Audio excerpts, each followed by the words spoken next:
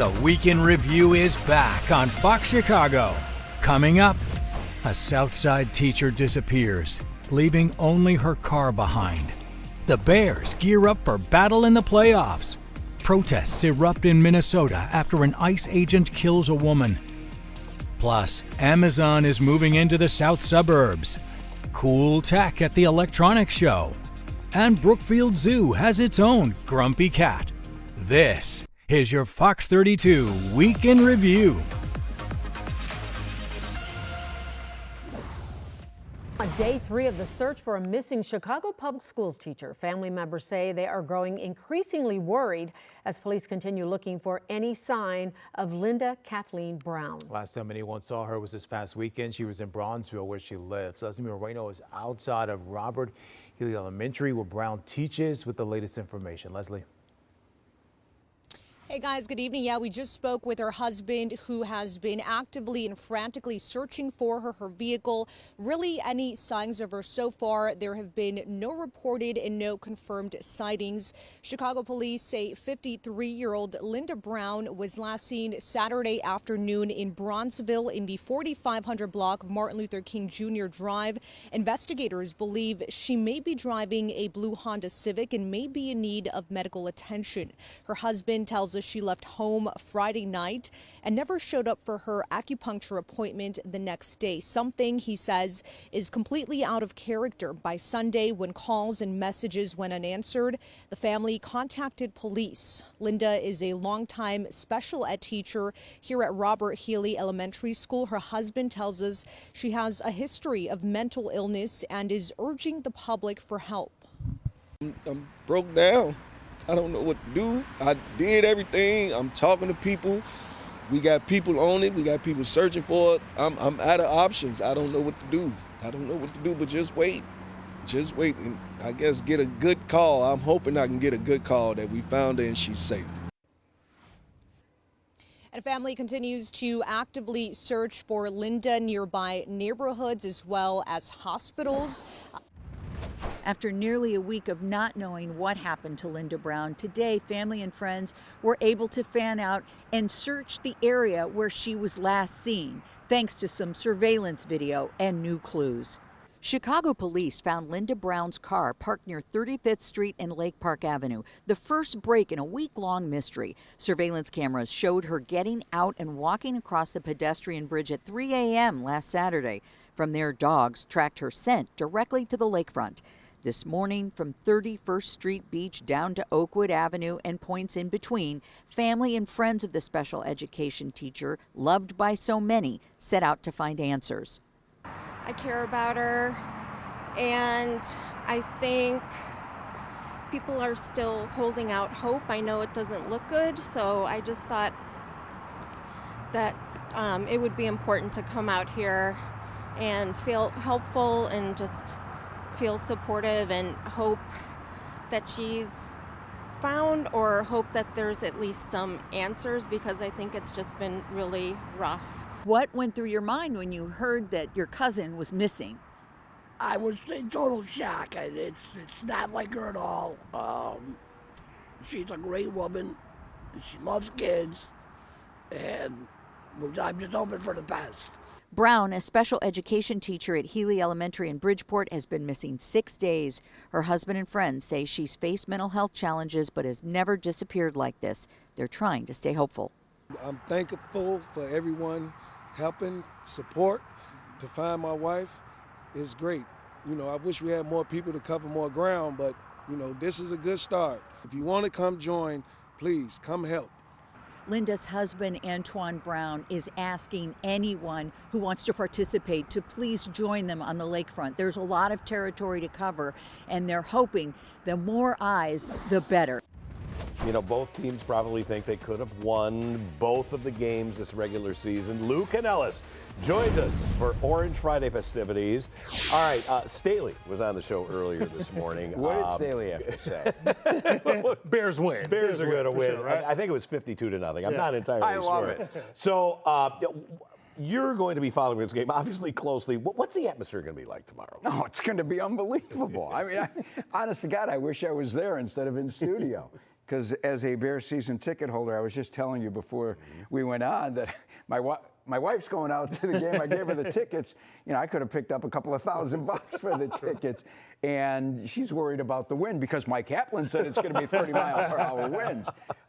I think the atmosphere for this game will be as good an atmosphere as we have seen at Soldier Field, going all the way back to when they beat the Saints to get to the Super Bowl, all right, back in 2005, 2006. And I know that fans out there are saying, what about the NFC Championship against the Packers? The double doink? Yeah, or you're talking about the Philadelphia game. Yeah, the Eagles. I think that this is such a big game because Bears fans feel like this Bears team, with Caleb Williams and the defense coming up with its turnovers, has the opportunity to win and move on, because we've all been kind of caught up in drinking the Kool-Aid thinking, hey, every game the Bears win. 8 games came down to the final snap, folks. Yeah, for us old guys, I'm ready for a grabber here. And I think it's coming down to the last snap again on Saturday night, and the Bears have won 6 of them with Caleb Williams. And on the other side, Jordan Love hasn't played since the Bears knocked him out of that game here at Soldier Field a couple of weeks ago.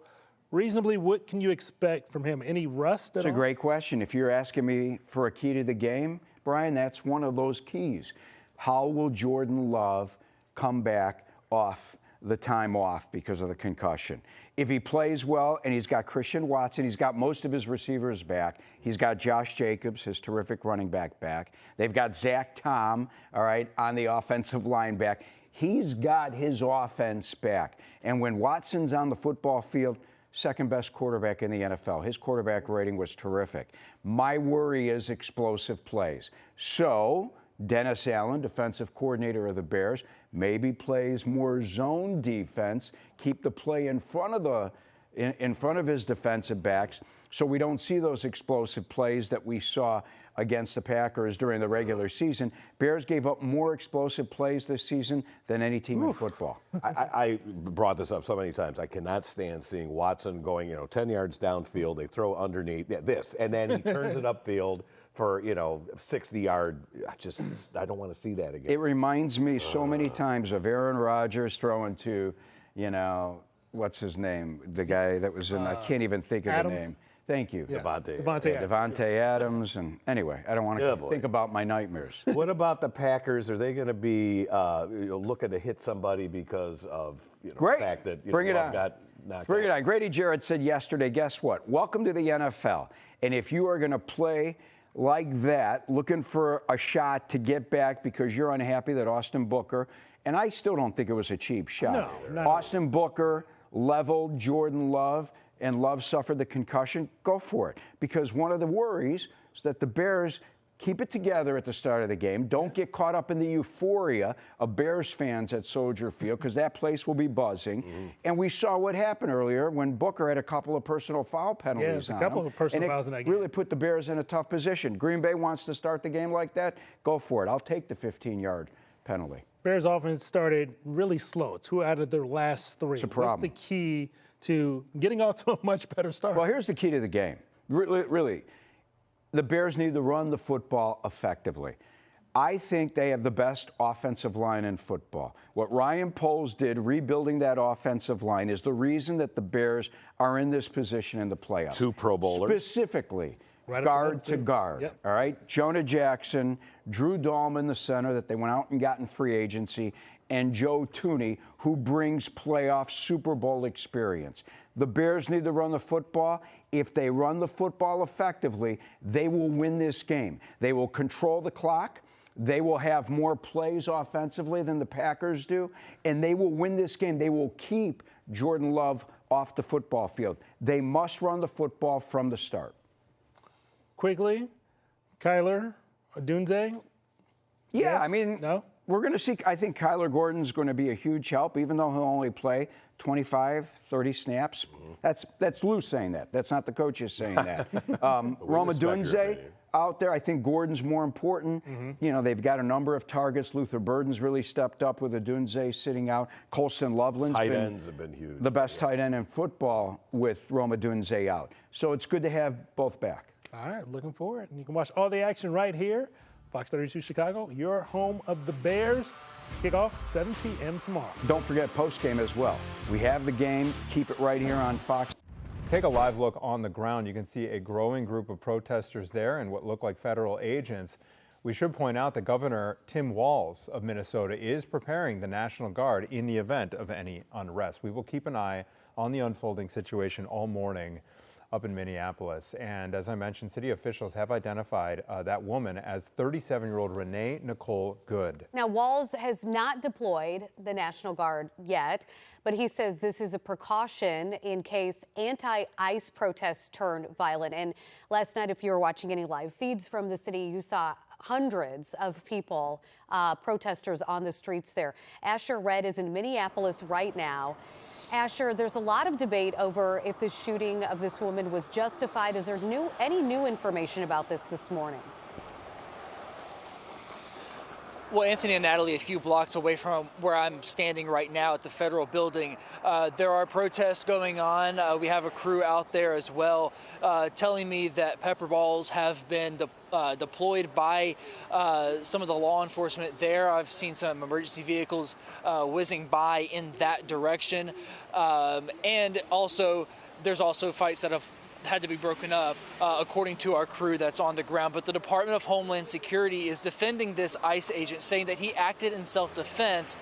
But the governor and the city's mayor just aren't buying that. Immigration officers were in a neighborhood in South Minneapolis yesterday conducting targeted operations when 37-year-old Renee Nicole Good appeared to block them in with her car. When agents told Good to get out of the car, DHS Secretary Kristi Noem says she tried to run them over, and that's when one of the ICE agents shot and killed Good through the windshield.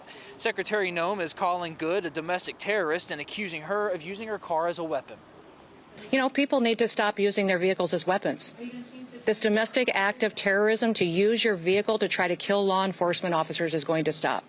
And I'm asking the Department of Justice to prosecute it as domestic terrorism.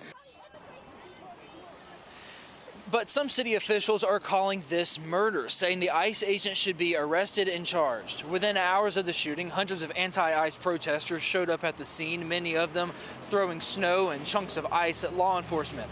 Mayor Jacob Fry is calling the Trump administration's narrative BS, and he didn't use the acronym. Having seen the video of myself, I want to tell everybody directly, that is bull. To ICE, get out of Minneapolis. We do not want you here. This is just devastating for the community. We can't have people getting murdered in our streets. It's just not right. And this shooting happened just days after the DHS deployed about 2,000 additional officers to the Minneapolis area.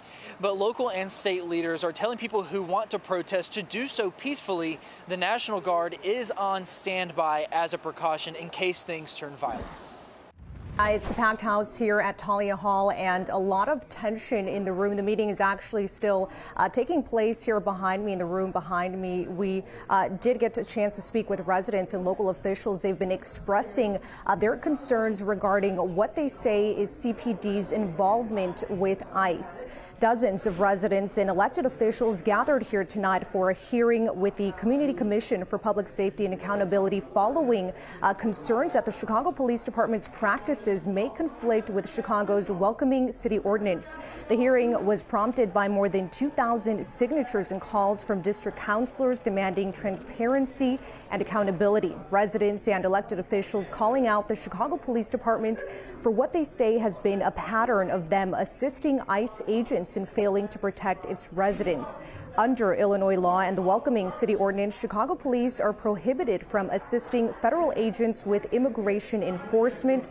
Tonight, residents got the chance to speak directly to members of the CCPSA and share their experiences. Take a listen.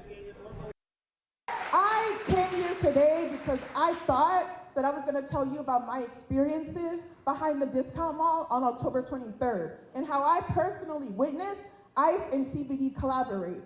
But I'm going to throw that away because some of you commissioners should be ashamed of yourselves. You, as a public servant, can't handle a cuss word or can't handle someone going slightly over time, then get the So please remove her. We're not doing that. Please remove her. Thank you. Thank you. Thank you. Community members and local leaders say this is just the beginning. They want another meeting with CPD Superintendent Larry Snelling present in the room, and they also want to see Mayor Brandon Johnson in that meeting as well. Aside from that meeting that they're demanding, they're also demanding an independent investigation again into what they say is CPD's involvement with ICE. No word on whether that meeting will in fact be held. Again, the hearing here behind me is still going on. We'll, of course, bring you all the updates. Coming up, Orland Park clears the way for Amazon. A CTA stop shuts down for years. And the plan for vacant lots on the south side. Amazon wants to build a 225,000 square foot store, and tonight officials with the retail giant will pitch their plan to officials here at Orland Park Village Hall during a Plan Commission meeting set for 7 p.m. The retailer is looking to take on the corner of 159th and LaGrange Road, developing the site of the former Petey's 2 restaurant and its surrounding land. A description of the proposal states that the retail store will sell groceries and general merchandise. Tonight, Amazon will be asking for approval of a special use permit to make it happen. If approved, the proposal would still need to go before the full board. It would join a long list of other major retailers in the area, including Costco. Officials have already been looking into extending Ravinia Avenue south to 161st Street to improve traffic flow. We spoke with Mayor Jim Dodge ahead of tonight's meeting, and he says the project would create hundreds of jobs. It's definitely not a warehouse, and it's definitely not a distribution center. So I think that's one of the things that's happened is when people say Amazon's going to build something big, people immediately assume lots of trucks at a distribution center. It's not that. It is a store. It's a fairly new concept for Amazon, which I'll be talking about this evening to kind of tell everybody what they're thinking.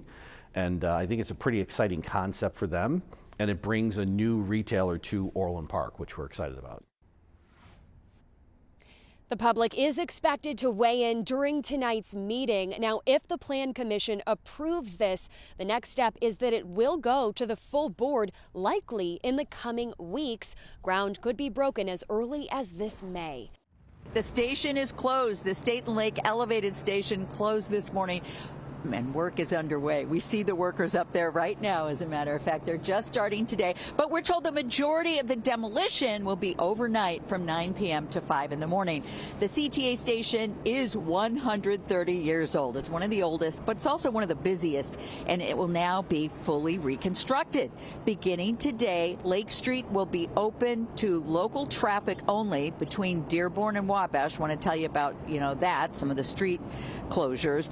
Bus stops will stay open on State Street, but pedestrians need to watch for detour signs throughout this construction project. Now, upgrades on the way. We want to talk about the bright side. New elevators, a glass canopy for weather protection, better lighting, wider platforms. A lot of CTA riders we talked to say, boy, it is time for improvements. They said overall they consider the project a minor inconvenience. The State and Lake stop is shut down for the near future, which makes us get off about 2 blocks up at the Clark and Lake. If it all pans out, it's just an extra 3 minutes to the building. So it doesn't really impact me much. Right. How about the thought of that new and improved station in 3 years? For a few $1 billion, I hope it's everything they say it's going to be. Yes, expectations are high, even though the wait will be long. The loop trains will still be operating, but riders need to use the Washington, Wabash, and Clark and Lake Street stations. We should have a graphic showing you those. The Lake Red Line subway station will remain open. And to transfer between the Lake Red Line subway and the loop elevated lines, the CTA says use the Washington Wabash station. Once again, that new and improved station will be ready in 2029, and that is 3 years and another presidential administration off. Okay, so you've seen those empty lots in North Lawndale just sitting there. Today, the city of Chicago started turning them into homes. Terrence is back to walk us through what is changing. Yeah, and they started building this morning, Scott and Dawn, 7-2 flats in North Lawndale. This is the first build in the city's missing middle housing program. The plan turns vacant lots into small for-sale homes in neighborhoods that lost them years ago. Here's the moment. It goes from talk to work. Mayor Johnson, city leaders with shovels there, and you can see this rendering on that excavator. That's what the homes are supposed to look like when they're done. These are 7 city lots. They've been empty for years. Trumbull, Homan, and Douglas. The city sold each lot for $1 and then put public money into the build, up to $150,000 per home. And that's to keep prices from shooting up when people do move in. All in, it's a nearly $5.5 million project. The homes will be sold, not rented. The income cap is about $134,000 for a 2-person household. That's how the city says it's trying to keep these from turning into flips. This is a neighborhood that lost about 15% of its people between 2010 and 2022. When I was an organizer and organizing in this community, where once upon a time politicians were very much committed to the destruction and destabilization of this neighborhood. And so we have moved from destruction to now construction. What a difference time can make if we actually just show that we really believe in people. Speaking of timing, what's next is more construction. 4 more projects in North Lawndale are expected to break ground this year. What we don't know yet is when these homes go up for sale or who gets to buy them first. As soon as we get some of those answers, we'll let you know on fox32chicago.com. Scott. A child in Illinois has died from the flu. Cases really are jumping across Chicago with ER visits at their highest in 5 years. The city just moved flu activity from high to very high. And this isn't just a local problem. Garrett Tenney is tracking what's driving this surge nationwide.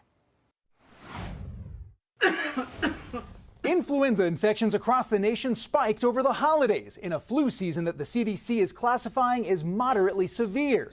The agency estimates that there have been at least 11 million illnesses, 120,000 hospitalizations, and 5,000 deaths. 9 flu-related pediatric deaths have also been reported so far this season.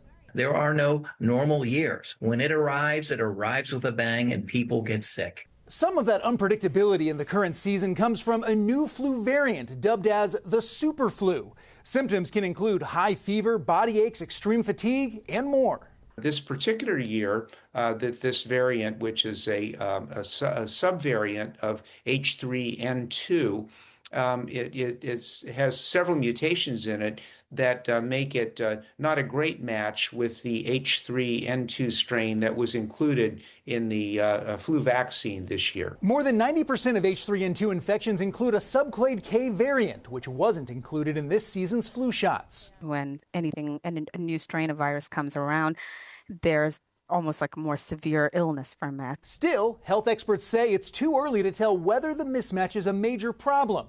Despite that, they are urging everyone over the age of 6 months to still get their flu vaccine, which should reduce the risk of severe disease and hospitalization. Vaccination is still very, very effective, even with the news of this new subclade K. Some experts also say holiday travel, misinformation, and low vaccination rates are contributing to the high flu activity. So far, roughly 130 million doses of the flu shot have been given in the U.S. And she's sharing her story, hoping that parents will have a conversation with their kids about this challenge. What starts as a few seconds of flames for social media can quickly spiral out of control, way beyond the hands. Doctors say teens are underestimating just how fast alcohol-based products ignite. For one South suburban mother, a TikTok challenge nearly cost her daughter her life. Just in case you guys were wondering, here's how to safely set your hand on fire. And then just put your hand in. And yeah, that's, ow, it's not working. The videos are blowing up all over TikTok. Teens setting their hands on fire using hand sanitizer or rubbing alcohol, a lighter, and suddenly there are flames. It may look like fun and games, but doctors warn the consequences can be life-changing. About 45 to 50% of her face, second-degree burn. And her hands. Her hands. This mother from the south suburbs who doesn't want to show her face shared these photos of her daughter with us. Her face burned and her hands badly injured. The 13-year-old's hands were on fire. The flames then spread to the alcohol bottle, exploded in her face, and caught part of the home on fire too. My mom called me and said that the kitchen cabinets were on fire and that my daughter had burned herself. The single mom rushed her 13-year-old daughter here to U Chicago Medicine Ingalls in Calumet City. And they explained to me that they had to wipe the skin off of her face so they would be able to apply the cream and ointment to her face. When you search online, dozens of similar stories appear. Teens seriously burned trying some of these challenges. Emergency room doctors say these injuries are becoming more common and more severe. Dr. Chris Colbert, former assistant program director at the University of Illinois, says the challenge could be fatal. You can have a rush of flame, a spread of flame that is not intended, that can extend into the face, into the eyes. For this mom, my life has changed drastically since then. She says time is ticking before someone else gets hurt, and she wants to warn other parents. I want to warn parents, and I want them to sit down with their kids to let them know that they don't have to partake in everything they see on social media. Very good point. Doctors and fire officials urge parents to talk with their kids about the real dangers behind viral challenges, especially those involving fire, chemicals, or even household products. Experts recommend monitoring social media activity and reminding teens that online trends are often edited to hide injuries. If a burn does happen, seek medical attention right away. Coming up, a Bears fan, a Packers fan, and an unlikely marriage. The coolest gadgets at this year's tech show. And a new baseball team comes to Chicago. And you know, the Bears-Packers wild card game is in like 2 days right here in Chicago. But there's a couple up in Wisconsin. They are on opposite sides of the longest rivalry in the NFL. And Brett Bugansky is live outside Soldier Field. Brett, you spoke with them earlier today. I can't imagine how they make this work because they are devoted fans, aren't they? They sure are. I can't make it work. I couldn't be in that kind of relationship. But Nick and Marie Kuhn somehow make it work. They may cheer for different teams, but they're going to be here in spirit because they're a little busy these days. They're running their own Bears-Packers bar in Wisconsin. But even though they have different allegiances, there is one thing they agree on, and that is that this season just feels a little different. We settled on this location, Cochrane, little tiny town across the river. I see there's a little bit of Chicago and a little bit of Wisconsin here. We have fantastic hand-dipped cheese curds, but we threw in a little Chicago. We serve jardiniere. One thing we like to do is on game days for Bears-Packer games is we'll do Chicago dogs. This is Nick and Marie Kuhn, owners of the North End Pub and Grill, where you'll see both Bears and Packers stuff inside. And Nick, you grew up on the northwest side of Chicago. Had you ever dated a Packers fan, let alone think about marrying a Packers fan? No, never. Never even crossed my mind. What'd your family think of that? There were some questions. As cool as they thought she was, that was one of the, that was their only red flag. We got married in 2009. Right before 2010, 2011. Then we opened our business in 2010, which was also the same season of the Packers Super Bowl. That was a tough one. I was a huge Cutler fan. I was, again, one of 3 or 4 Bears fans in the area. It was pretty tough having to deal with that for the first season in business. It's always been a little bit easier to be a Packer fan. And I've said, I don't really know anything different. Well, Nick, last game, we all saw the outcome here. How are you feeling after that catch from DJ Moore in the end zone? I stayed up pretty late enjoying it. It was fun. I actually left and went home at halftime because I couldn't be at the restaurant anymore. So I took myself out of here. But I did after the game, drove over to a buddy's house. They were outside having a bonfire watching the game. I got to gloat a little bit for once. The Packers have the all-time series. Recent history has all been Packers. Are you feeling that things are different, though, this season?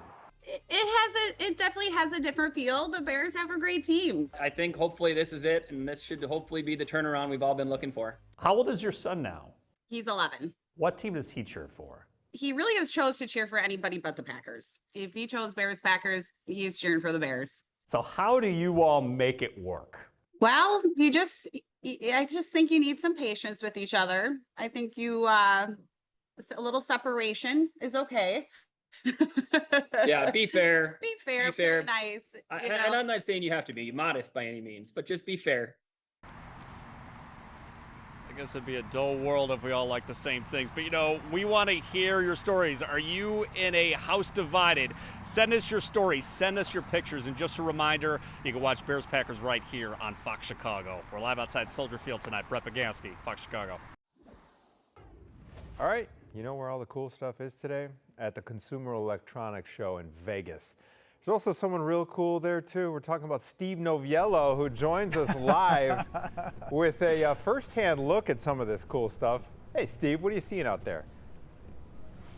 Hey, good morning to you. It's the pre-dawn hours here in Vegas. In fact, the show doesn't even begin for another about 4 hours, but thanks to some press events, we've got our hands on really one of the biggest trends this year, which of course is AI. So let's get right to it and see how it's going to make life a little bit easier for everybody. I want to start with this. This is the Y brush. Now, some of you may be familiar with this thanks to its arch design. This will actually brush the top of your teeth in 10 seconds, the bottom row of your teeth in 10 seconds for a full mouth clean in just 20 seconds. But what's new for this year is right here. This is the new Halo design.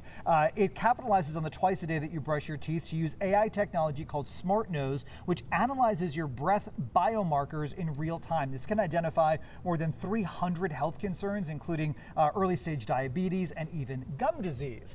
If you love playing chess, why not play against a robot? This is Sense Robot, the chess playing robot, no screens, no PC. It runs completely offline. So this uses a physical board, physical pieces, and thanks to a partnership with the European Chess Union, this robot can even beat a grandmaster. But if your skill is not quite that good, don't worry, you can set it to any skill level. The coolest thing here is that not only will it alert you when you make an illegal move, but the robot will actually take your piece and move it back to where it belongs in case you make a mistake. It plays Chinese chess, it plays checkers. It's actually available right now with a price point that's just about $1,000. Okay, let's talk about kids sports, right? They can be really kind of difficult because you have to deal with kind of two things. You're serving two masters, right? You want to, of course, watch the game, but you also want to record all of the action, right? That was the dilemma that CEO David Tan had. He's the soccer dad and founder of XBot Go. So take a look.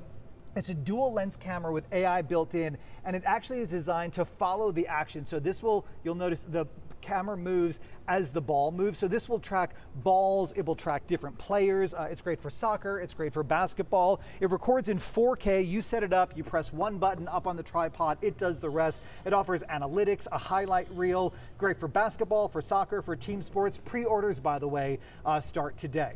AIA Smart is the tech company behind Emerson Smart, a new line of voice-controlled home appliances that work entirely offline. So no more having to worry about, the Wi-Fi is down, so I can't talk to my air fryer. There's no app, there's no Wi-Fi setup. You can hear she knows I'm talking to her. Smart voice technology is embedded into fans, heaters, plugs, air fryer. You just simply speak commands and it responds instantly. And finally for you, take a look at this guy. This is from Sweet Robo. They've introduced Choco Prints, the world's first chocolate printing vending machine. This does it in 3D, designs on demand. It can do shapes, custom logos, which really showcases how brands are taking these opportunities to turn transactions into moments and really engage with people. And let's be honest, it doesn't hurt that this is very Instagrammable as well. You may have seen these guys at Universal with their cotton candy machines, their balloon vending machines. They've printed some logos for us this morning, the Fox stuff, but take a look at the detail on these 3D printed logos and objects. Pretty cool stuff. We are here at the show, by the way, all week. We're going to come to you each morning.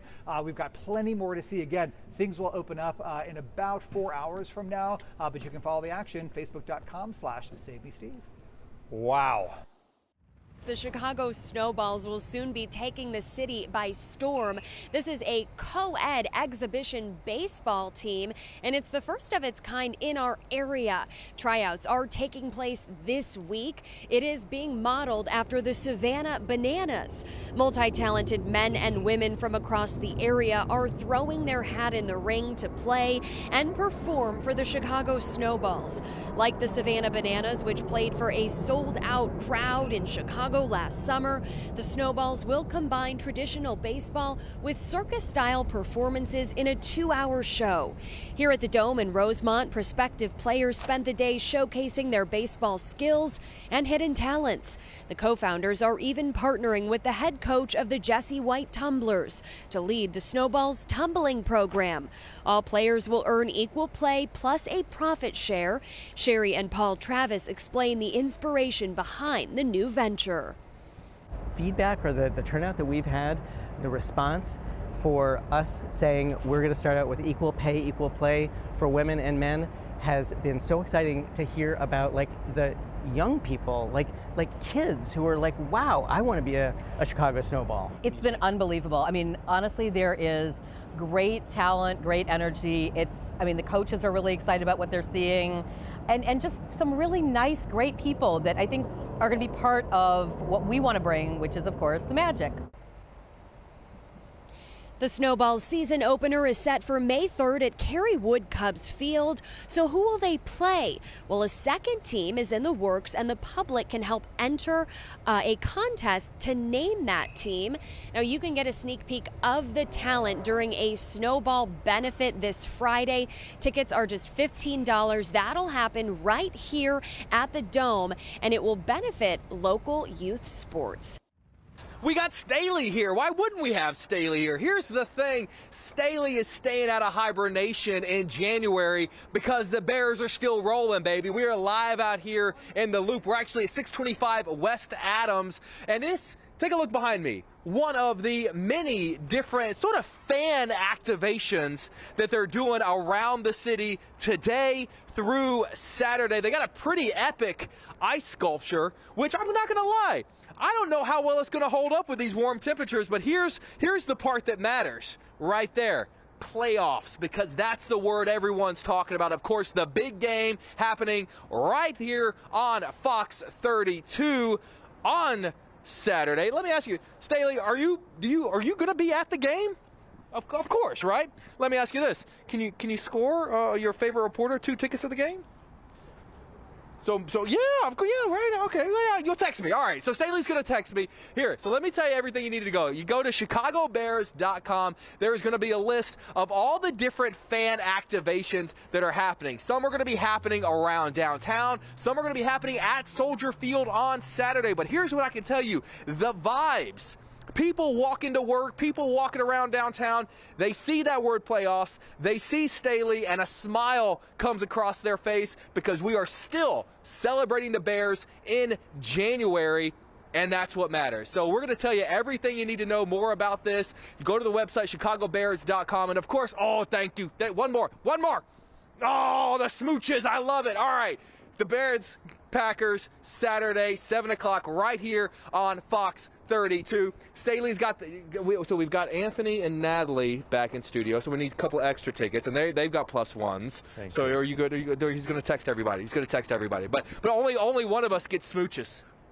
I know, we're jealous, Jake. But we all get the 4 of us. Right, we all get the Lamaze moves, though, that I appreciate with the hip swivels.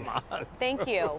Yes, I think they want the shirt off one more time, Staley. No, let's see the abs. Boom, there it is. There it is. Give the people what they want. Bearing it Look all. Oh, come on.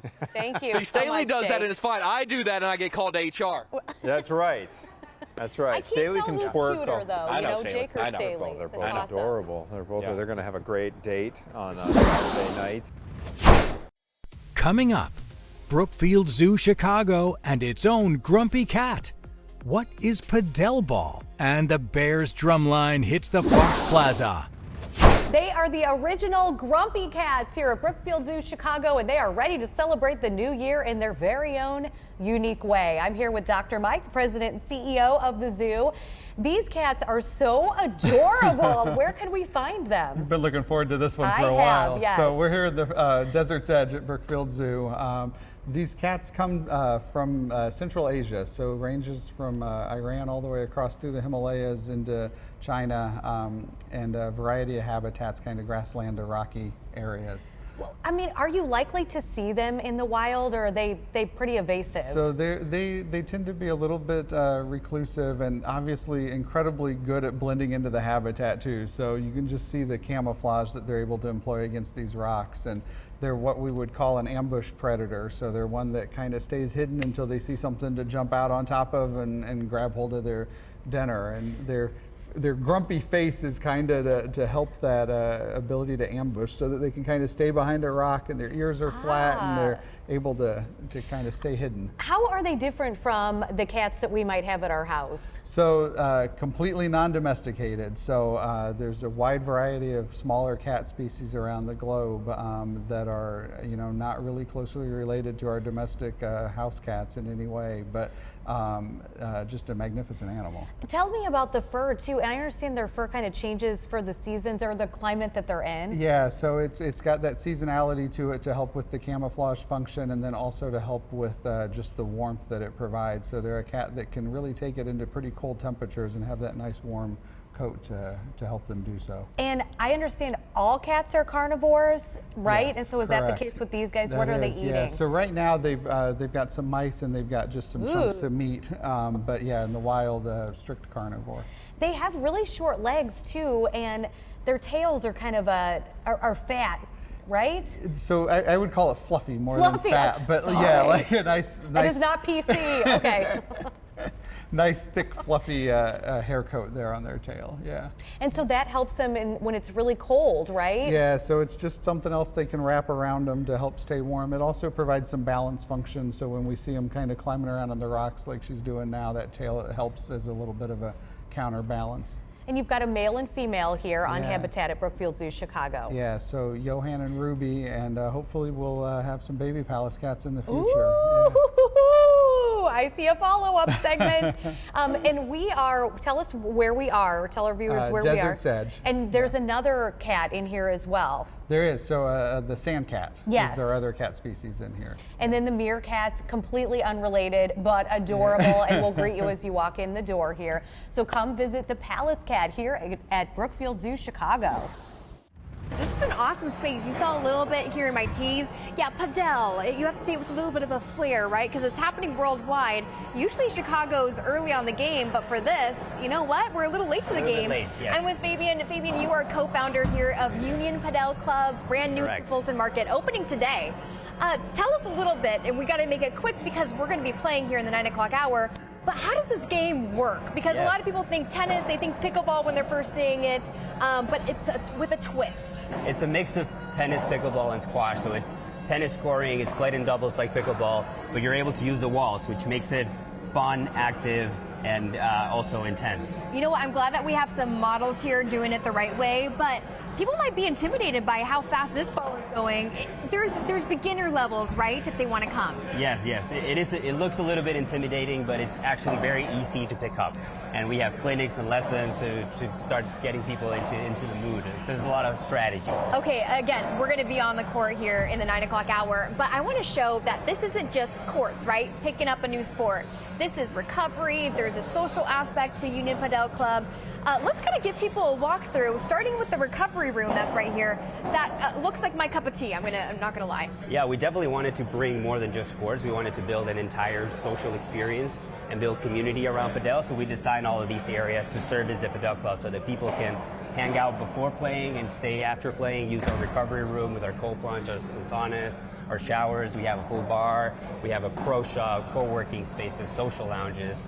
Really kind of like a third home is what we want to create here. You know, and it makes total sense. You told me that Padel, has been played around Chicago, but just not to this extent. So there has been a need for a space like this. Yeah, there has been a need. There has been a need in the center of Chicago to just bring it closer to people, make it more accessible to people, and just share the fun of the sport. Yeah. Okay. And also, we mentioned that bar that's here and that co-working space. I see people already today on the opening day, sitting around chatting, and they're not even with your team. How much does this mean to be able to bring something new to Chicagoans who are already so passionate about your hobbies. Yes, it's funny because it's not new to me because I've been playing it forever. So it's exciting to bring something that I've been so close to Chicago because it's a great sport. It's already a global sport that is just starting to get popular and gaining momentum in the U.S. You know, let's talk about it because it started in Mexico, you said. It started in Mexico. Okay, and now it's just kind of grown. I'm going to have you right here. And then it's kind of just made its way into the U.S. and such. Do you think I'm going to do an okay job when I get into the court? I think you'll do a phenomenal job. It's very easy to pick up. It's just learning about where to place yourself on the walls, and then you'll be a pro. And there's a pro league already. There's a pro league globally. There's a U.S. pro league as well that started a few years ago. So it's starting to get really popular. Okay, I love it. We're going to be talking to one of those professionals here in the 9 o'clock hour, guys. Smoothies, drinks, you name it. Like they said, there's a co-working space, the recovery place, Union Padel Club just opening in Fulton Market. Yeah, I could get used to this, I would say. Aesthetically pleasing, so Chicago, and something new. Thanks, Gabby. Only if she could do her traffic reports from there, Right, you know? right. Because Get it's a got the beverage. co-working. The play title grabs your attention, doesn't it? Black Boys Cry. And if you're already saying, well, this wasn't written for me, the director says you're right, it was not. But he also says anyone, no matter race or how you identify, can get something from it. I'll be the man I was called to be. That line is a promise and also a pressure. This is Black Boys Cry, stage play about 7 black men, written and directed by Harold Trotter. It deals with identity. It deals with self-worth. It deals with self-love. It deals with family. It deals with suicide. It deals with spirituality. It deals with sexuality. That list keeps going because the weight does not lift, and it is measurable. Federal data shows black teen boys are dying by suicide at higher rates than a decade ago. About 1 in 4 black adults who need mental health care actually get it. That gap is where silence lives. The doctor said the stress and control almost killed me. This show does not flinch because real life does not flinch. I'm not going to let you keep taking these pills. You don't need them. You don't need them, bro. Matthew plays Magic, a man built to perform, not taught how to rest. There's a moment where we have to acknowledge that that's not healthy anymore. That's not what's best for us, for ourselves to move on and to live our lives in a new and healthier space. Recent million men marching. It doesn't get any blacker than that. Taylor plays Ronnie, a man raised right, not taught how to ask for help. I'm grateful to even be a part of this project. I've gained several brothers that I know for a fact, no matter where I am or what I need, I can always call and talk to them. That brotherhood matters, and so does where this story opens. The tour opens here in Chicago at the Greenhouse Theater Center. What I love about Chicago is just the importance that you guys put on shaping young black men. And this production is not just for men. Trotter says it is for people who love them and wonder what they are holding. Maybe this is the part that he couldn't say out loud. This is why he operated the way he did. Maybe now I can create this safe space for him to communicate to me better, for him to love me better, for him to show up for me better. Yeah, the play tackles some serious topics. If you or someone you care about is going through a mental health crisis, please reach out. The National Suicide Prevention Lifeline is there for you at 988. Black Boys Cry launches its national run in Chicago this Saturday at 8 o'clock. Yeah, we got Staley and a lot of friends out here, you guys. We're getting ready for Bears, Packers. We're going to beat down on Green Bay tomorrow in the playoffs. I'm here with Sarah Smith, the VP of Fan Engagement for the Chicago Bears. First of all, that's an amazing title. That's an amazing job. Talk to me about what are the Bears doing to get all the fans in all of Chicago so excited for tomorrow's kickoff? We are thrilled to be bringing playoff football back to the city of Chicago. So we're going to be stopping around town this morning just to engage with commuters, give out some swag, get some performances underway, and really elevate that energy ahead of tomorrow. How would you describe, you guys have been doing a little bit of a tour. Your next stop is here at Fox 32. What has the energy been like this morning? The energy, you can feel it no matter where you are across the city. When the Bears succeed, we really elevate the city. So this is just an all-out party and getting people ready to go, excited for tomorrow. We're really excited, and we got some super fans here with us as well. We got Michelle and Lena from First and 10 Tailgating. Bears Packers, it doesn't get any better than this. Describe your mindset going into tomorrow. We get a third chance to remind them that we are still the kings of the North. And so we are going to take this opportunity to just win and win at home. And we got to play it one game at a time, but we're going to win and we're going to move on to the next one. But one game at a time, and good, better, best, we're going to bring the best. All right. I love your nickname, Honey Bear. How did you get this nickname? And show it to our fans. It was literally because I discovered we had Honey Bear cheerleaders back in the day, and the last time we had them was when we won the Super Bowl. Like, well, there's a supposed curse. We're gonna have to reverse that curse somehow. So yeah, I've been doing this for a long time, but I mean, we are so excited. This is a once in a third time in NFL history opportunity that we are playing our rivals, our biggest rivals, the biggest rivalry in the NFL. In the playoffs once more. And it's going to be amazing. It's not going to be like last time. It ain't going to be 2010 or 11. It's going to be right now because we've taken the North and we're not giving it back. We're never giving it back. Tailgates are always fun. Absolutely. How is it going to be tomorrow? Insane, crazy, enjoyable, family friendly. We're First and 10 Tailgating. You'll find us on Facebook. And we're also joined with some of our folks from Emerging Vets and Players called MVP. And they come out to some of our events, and it's a really great opportunity to give veterans an opportunity to do things within the sports world. And oftentimes they do connect them with player opportunities as well. So we're really happy to have them here with us today. And we're just... Man, we are just ready. Like, tailgating's about the food and the drink and the party, but let's be honest, folks. It's really about just remaining the kings of the North and beating the other team. I don't even want to say their name. The other team. The past the cheese curtain. Too, Staley, right? And Staley brought some friends. We got the Bears Drumline here as well. Let's beat the Packers.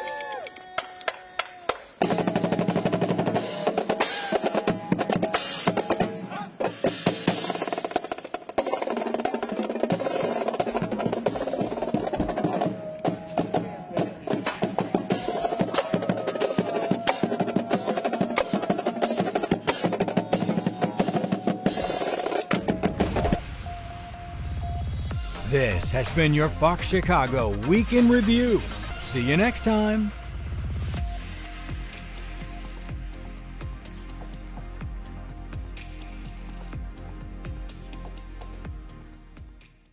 Thanks for watching Fox 32 Chicago. Subscribe now for the stories that matter and never miss what's next.